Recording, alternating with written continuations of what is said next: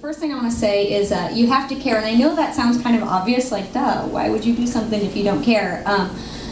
But you get opportunities, and sometimes you're like, well, that's a creative opportunity, I could do something cool, I'll do it. But the thing is, for almost 2 years, I have lived and breathed this project in all of my free time, doing it on top of my extra work. I flew from North Carolina today to come and talk about it. I've talked about it probably 50 times, and I don't get tired of it because I really care, because it's something that means something to me.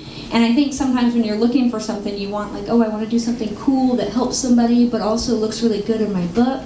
I mean, maybe I'm the only one who ever thinks that, but it makes sense not only because it gives you the staying power, but also because I think the passion shows. So that's the first and most important thing. Trespass. This is kind of a weird one that'll probably get me in trouble, but sometimes, I don't know, sometimes my agency will take on a nonprofit client, and Urban Ministries at Durham was one, and it was assigned to another team. And I really wanted to work on it. And I went to the other team and I said, I really want to work on this. I have some ideas. Do you want to hear them? And they were like, yeah, sure, whatever. No, we don't want to hear them. And I said, okay. And then I went to somebody else. And that might piss people off, but at the same time, I think if it's something you really believe in and it's something that you care about, then you'll find a way to get on the team. And the same thing is if you're working for a company and they don't do nonprofit things, and there's something that you care about and there's something that you believe in, then it's worth your time to go and say, hey, we should do this, to have a plan for doing it and just say, let's do it. I mean, nobody at McKinney ever thought about doing something like this game, and I remember going to my boss and saying, I have an idea, and it's sort of like, and the first way I described it to him was, I said, it's sort of like the Oregon Trail of homelessness.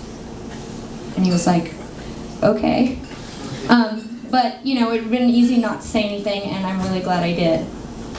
Make it matter. This is a big one, because I don't know how many of you follow the creative award shows, but how many things have you seen that are cool? They're really cool ideas, but you're like, that agency did that idea because it was a cool idea, and not without, there was no consideration of what it was going to do for the client.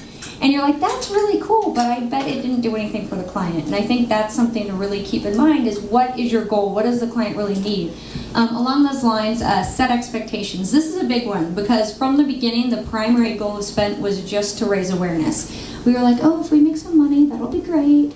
But then it started getting really popular, and people within my agency started going, why isn't this thing making any money? And it was very, very handy to be able to go back to the client and go back to our agency and be like, well, remember, we all agreed from the beginning that it was to raise awareness and that if we raised money, it would be great. And the client was like, yeah, that was the point. And then people at our agency shut up. So that is always a very good thing, just to be able to remind people of what the point is. And also it gives you a goal. Same thing, what I meant is making it matter, is it gives you sort of a place to go and a place to focus your efforts, so you're not just doing things for the sheer joy of doing them, but you actually have sort of a point and a destination. At the same time, though, I think this is a really big one. No compromises. We were really lucky to work with a client who was very open-minded and let us do a lot of things. And now I don't think no compromises means say, screw you, I'm not changing a single word. Like, for example, one of the things on this game is I wanted to have the exit button say give up. And the executive director of Urban Ministries was like, we can't do that. And I was like, why? And she's like, well, because I don't want to suggest that people are giving up. And I'm like, okay, what if it says I can't do this? And she's like, well, I was like, this is too hard. She's like, no. I was like, I can't do this. She was like, no. I was like, quit. So I'm not saying not to compromise at all, but so I don't remember what it was, whatever she wanted it to be. But at the same time, we have a challenge in there that says your family pet is sick, and it's going to cost $400 to get treatment for your pet. Do you pay the $400? Do you pay $50 to put your pet to sleep, or do you let your pet suffer? And that's hard. I was really surprised that they let us do it, and they were very nervous, but I feel like actually talking to a lot of people who played that one question is the one that's been the most impactful, the one that people seem to have responded to the most. And I feel like if they start trying to take that stuff out, then it's like, what's the point? And I think one of the things about doing pro bono work, and the reason that we do it, is because it gives us an opportunity to do something without some of the same restrictions that we get in our paid day-to-day work. So if you start thinking that things are diluted, then it might not be worth your time to do it, because if it doesn't make an impact, you might as well have not done it. Recruit stars. This is a big one. I'm a copywriter. I did not do this amazing design. I found the most talented designer and art director at McKinney, a gentleman named Nick Jones, and I said, Nick, do you want to help me make this? And he said yes. And I found the most talented producer at McKinney, and I said, Carmen, do you want to help me make this? And she said yes.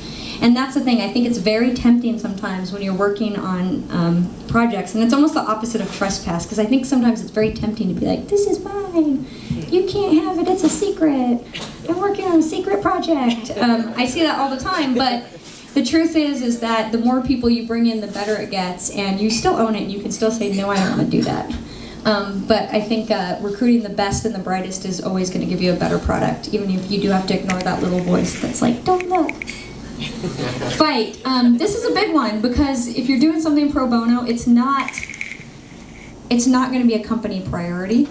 It's not going to be a priority for a lot of those stars that you got to work on, and because being stars, that means they have a lot of other things to work on, and so you have to take on a lot of that job of being like, so did you finish that design? So can we have that meeting? Did you talk to the client? And you just have to be willing to do it. And going back to my first point, if it's something that you care about, that comes easily. And if you find somebody who you ask to work on it who's not doing their job, then you have to find somebody else. And that was one of the hardest things, is being able to say, like, look, it doesn't really seem like you have time for this, so maybe I should ask somebody else. So be shameless. This is another big one. When you work on a pro bono account, that means that you have no media. No money, no media. So how do you get it out in the world? Well, I did it by shamelessly spamming every single person I know on both Facebook and Twitter. Listen, this is something I'm not always great at, but I learned on Spent. I think in the agency world, you learn, like, you put something out and it's perfect and then you're done. When you do something like this that's intended to be provocative, it doesn't work that way. So we paid a lot of attention to what people were saying, and we got a lot of people who were like, this is stupid. And my first impulse was to say, screw you, you're stupid, I hate you. Which I did, but then I was like, okay. And they had some good points, and we made some very subtle, very small changes to the game that I think made it stronger and better. And we made those changes because instead of going, I hate you for saying you don't like my baby, we were able to listen and make some changes, and I think those were successful. Just ask. This actually leads to one of those big changes. So our first end frame of the game, it was like, you made it or you didn't make it. It's, you made it to the end with this much money, or you ran out of money, share it on Facebook, and then we were like, and volunteer and learn more and this and that, and hey, if you want to give some money, that would be super. That didn't work.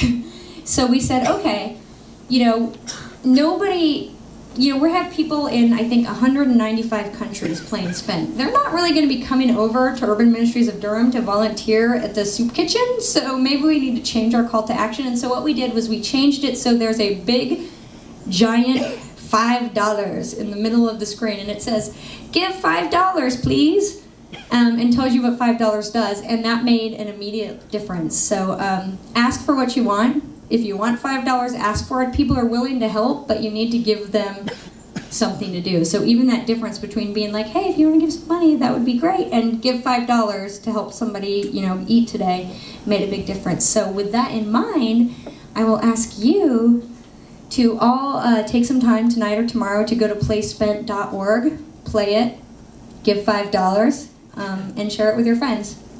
Thanks.